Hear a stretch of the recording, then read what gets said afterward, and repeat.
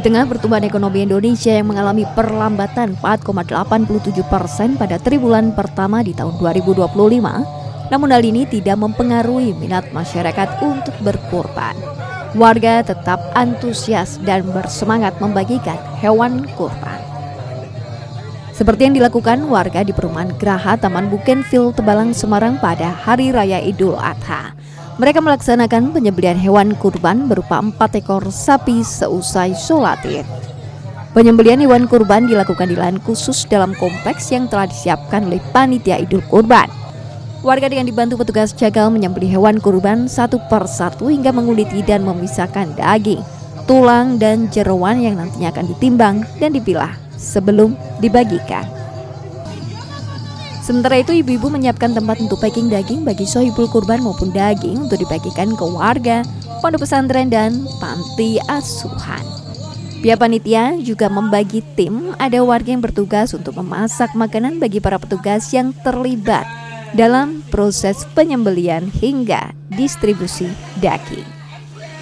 Ada juga warga yang ditugaskan khusus untuk menimbang daging, memotong-motong daging hingga packing daging. Untuk memudahkan dalam memotong tulang sapi, petugas juga menggunakan alat khusus memotong tulang agar lebih cepat dan mudah. Warga tampak bahu-membahu membersihkan, menguliti, memotong, dan menimbang daging kurban. Setelah daging di-packing, siap untuk didistribusikan. Ketua RT setempat Satrio Wibowo mengatakan jumlah hewan kurban tahun ini masih sama seperti tahun sebelumnya. Ia juga mengatakan tidak ada imbas yang signifikan terkait dengan kondisi ekonomi saat ini. Menurutnya warga tetap semangat untuk berkorban dan berbagi pada sesama. Syukur alhamdulillah masih di tahun ini kita masih 4 ekor sapi. Harapannya nanti untuk seluruh warga Taman Bougainville yang muslim, kemungkinan untuk tahun ini belum sempat atau minimal belum ada kesempatannya, mungkin tahun depan bisa berkesempatan karena untuk Idul Adha ini kita semua memang harus kurban ya, kurban yang mudah-mudahan nanti di tahun-tahun ke depan peran aktif atau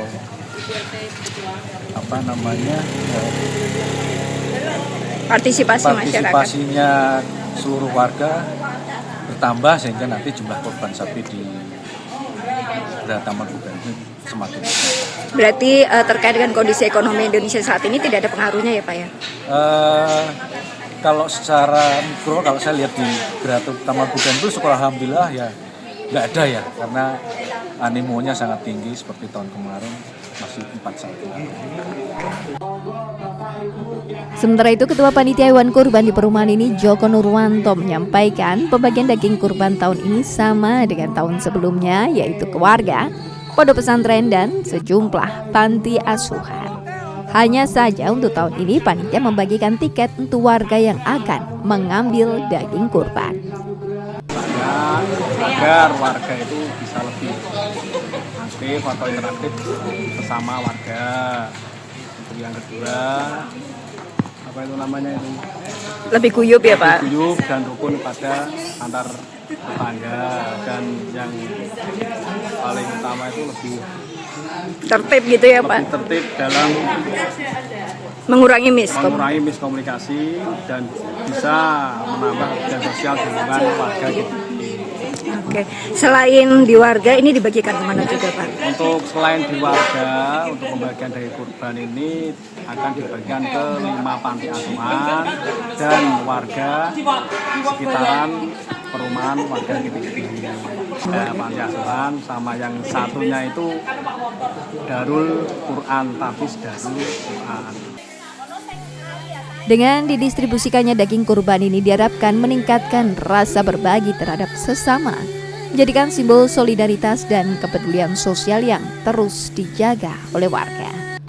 Dengan semangat kebersamaan dan nilai-nilai keikhlasan, perayaan Idul Adha bukan hanya menjadi momen ibadah, namun juga wujud nyata kepedulian terhadap sesama. Tim Liputan, Kompas TV, Semarang. Jawa Tengah.